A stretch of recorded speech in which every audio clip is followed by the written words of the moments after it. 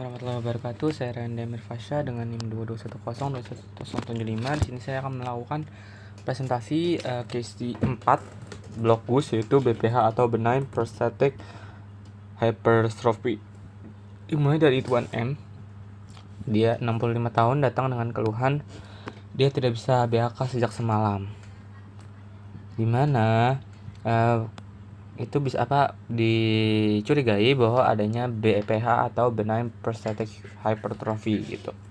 Dimana Tuan M ini memiliki dua faktor resiko, dimana dia tuh aging, dimana dia udah 65 tahun, sudah masuk ke dalam kategori lansia.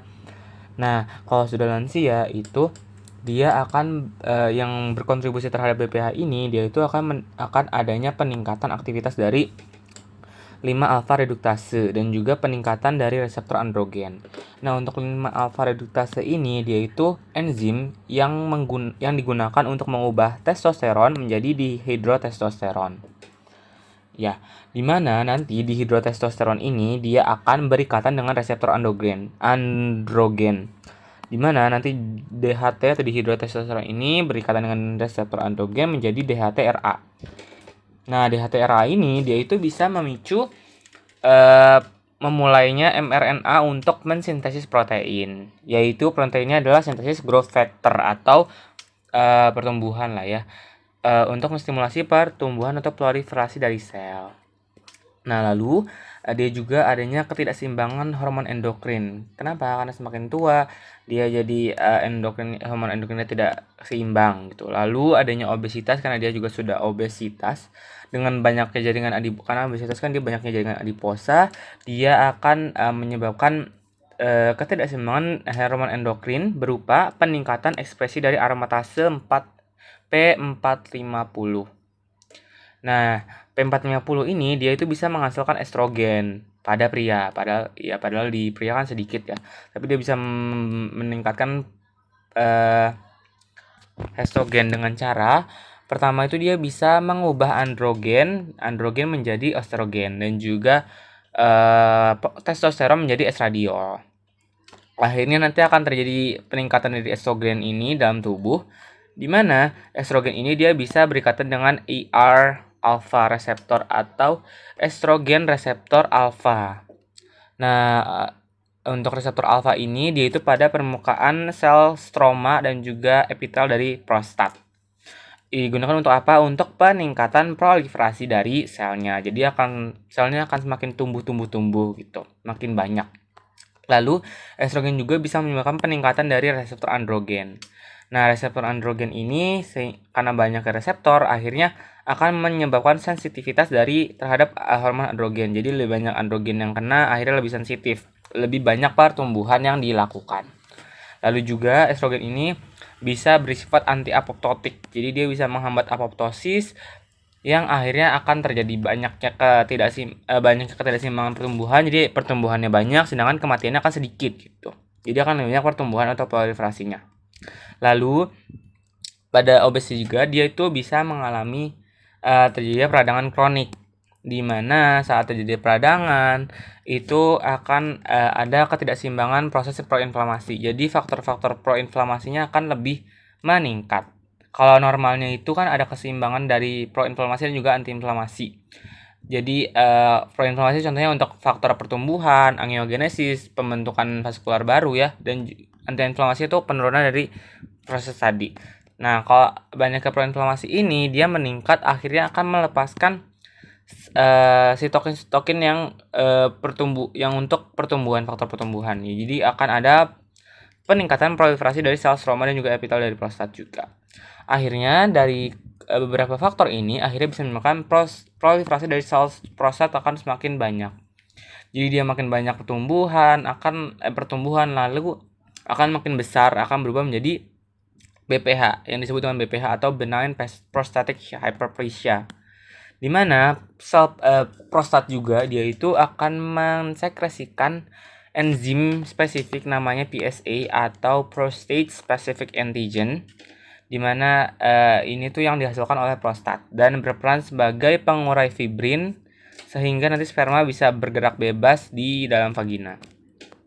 Itu kan karena sperma kan tadinya dia dikelilingi oleh fibrin agar dia lebih lama hidupnya gitu. Ya. Nah, udah. Jadi PSA dalam tubuhnya akan semakin meningkat. Jadi PSA ini tuh dia biasa ditandai dia ini untuk menandakan adanya gangguan prostat seperti hiperplasia, inflamasi, dan adanya bisa juga untuk CA prostat atau karsinoma prostat gitu. Karena tadi proliferasi yang berlebih akan terjadilah pembesaran, itu berupa BPH. Di mana BPH ini bisa melakukan apa? Yang pertama bisa menekan uretra prostatika. Kan uretra sendiri ada yang prostatika sama spongiosa dan juga bulbosa. Nah, yang di prostatika juga ini tuh dia di antara dikelilingi oleh prostat tadi. Jadi otomatis kalau prostatnya membesar, dia akan menekan. Jadi dia akan menekan ke dalam sehingga akan tertutup lah. Uretranya akan tertutup atau lebih kecil. Jadi lebih kecil bolongannya gitu. Sehingga terjadilah aliran urin yang terhambat. Ya, kalau misalnya membesar ini dia akan menutupi alirannya. Akhirnya terjadilah retensi urin akut atau aliran urinnya terhambat, sehingga ini yang menyebabkan tadi pasien itu dia BAK-nya tidak dapat BAK secara spontan gitu. Nah, karena tadi nggak bisa ini karena adanya penekanan itu menyebabkan akumulasi urin di VU atau di kandung kemih yang akan meningkatkan tekanan intravesikanya. Tekanan ini dia bisa pertama bisa mensensitisasi reseptor regang. Nah, reseptor regang ini tuh untuk apa? Fisiologi normal dari reseptor regang ini dia untuk miksi atau berkemih, di mana nanti reseptor regang ini akan menyebabkan pembukaan dari sphincter internum, sphincter externum, dan juga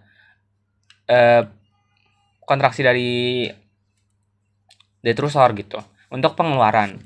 Jadi makanya terdapatlah gejala-gejala kayak seperti berikut. Jadi adanya irritative symptom, di mana pertama dia sulit untuk menahan BAK karena dia akan tersensitisasi terus reseptor regangnya. Terus juga ada frekuensi, jadi dia frekuensinya akan semakin banyak. Jadi dia lebih sering untuk pipis gitu. Jadi berkemihnya akan lebih sering, dan juga dia bisa nokturia atau dia berkemih pada saat malam hari. Jadi lebih dari 2 kali pada saat malam hari. Jadi mengganggu waktu tidur juga kan ya. Nah, lalu tekanan dari intravesika juga akan menyebabkan overdistension pada VU. Jadi dia ya makin besar lah ya, karena kan penuh dengan cairan urin gitu. Terjadilah di pemeriksaan fisik dia perutnya terasa penuh, inspeksi juga ada distensi, saat dipalpasi teraba kandung kemihnya penuh di 4 jari di atas simfisis pubis. Nah, dari overdistension ini dia juga bisa menekan saraf pudendal. Saraf pudendal juga bisa mensensitisasi nociceptor sehingga terjadilah nyeri perut bawah dan juga dia nyeri tekan suprapubis. Saat ditekan dia nyeri gitu. Nah, dari nyeri juga dia bisa terjadilah peningkatan dari tekanan darah, nadi, dan juga respiratory rate-nya karena dia nyeri terus gitu. Lalu akan adanya kontraksi musculus detrusor yang semakin meningkat. Karena dari VO sendiri dia itu akan dikelilingi oleh otot polos berupa detrusor. Jadi normalnya kalau dia berkemih itu detrusornya akan kontraksi sehingga akan terjadi pengeluaran urin yang dari detrusor tadi. Nah, jadi kontraksinya akan semakin gede yang menyebabkan, dan karena penuh terus jadi kontraksi terus, akhirnya terjadilah kompensasi untuk mengimbanginya. Kompensasinya itu karena tadi kan susah untuk keluarinnya kan, karena dia kontraksinya susah, jadi dia akan melakukan kompensasi berupa hipertrofi. Kenapa? Karena kalau hipertrofi jadi ototnya makin besar, jadi lebih bisa untuk kontraksi, jadi bisa lebih mengeluarkan gitu loh. Namun karena dia hipertrofi jadi makin membesar, akan terjadi pembesaran dari detrussor ini bisa menekan pembuluh darah kecil yang ke aliran detrusornya.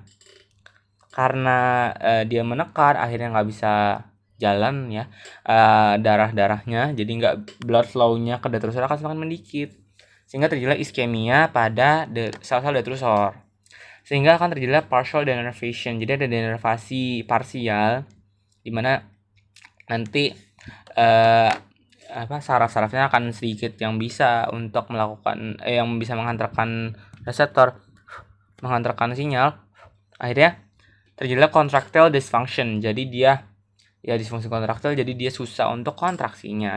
Yang bisa menunjukkan pertama, residu urin akan semakin meningkat. Ya, karena beberapa selnya dia tidak kontraksi, jadi yang urin yang di dalam itu akan semakin sedikit. Akhirnya daya tampungnya juga dia semakin sedikit.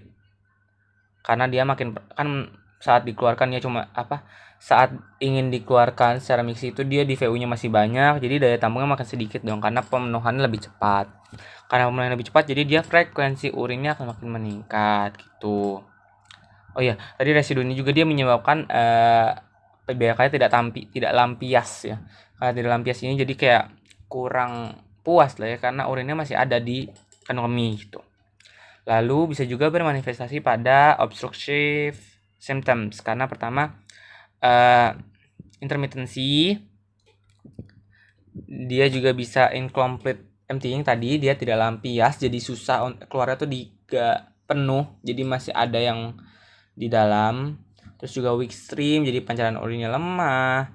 Hesitancy, jadi harus menunggu kalau mau BAK tuh jadi kayak nggak bisa langsung keluar, kayak nunggu dulu, harus di mengejan dulu dia baru bisa keluar gitu. Terus juga ada terminal dribbling. Terminal dribbling itu dia menetes di akhir BAK. Tuh. Nah, lalu karena tadi dia adanya retensi urin akut, jadi langsung dilakukan kateterisasi, itu Foley kateter dari OUE untuk mengeluarkan urinnya. Terus didapatkan bahwa dia itu adalah 600 cc gitu. Oh iya, terus juga tadi karena dia BPH itu adalah pembesaran prostat ya. Jadi bisa dilihat dari pemeriksaan penunjangnya ada dari USG dan juga DRA atau colok dubur. Nah, di USG-nya sendiri ada yang namanya TAUS dan juga TRUS. Kalau tahu sendiri dia transabdominal ultrasound. Jadi di dalam abdomennya lah ya.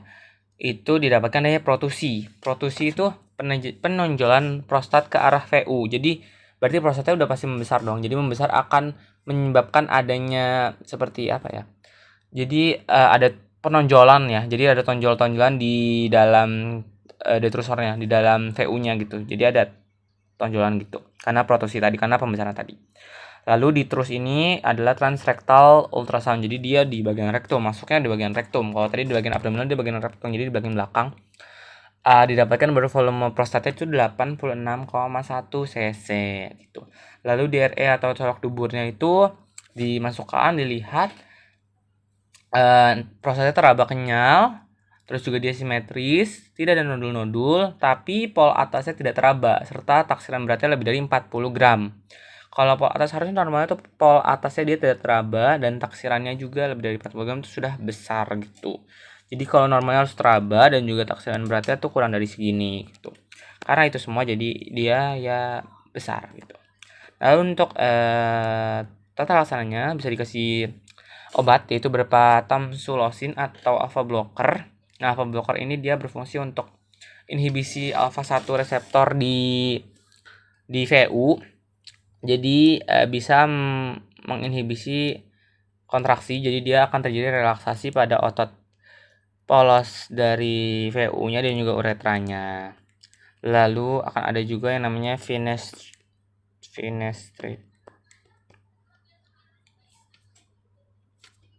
Ini finasteride ini dia merupakan 5 alpha reduktase inhibitor. Dia itu akan menginhibisi 5 alpha reduktase tadi sehingga penurunan dari pembentukan testosteron menjadi dihidrotestosteron. Kalau dihidrotestosteronnya menurun, akhirnya sintesis growth factor juga menurun, akhirnya tumbuhannya akan semakin menurun gitu.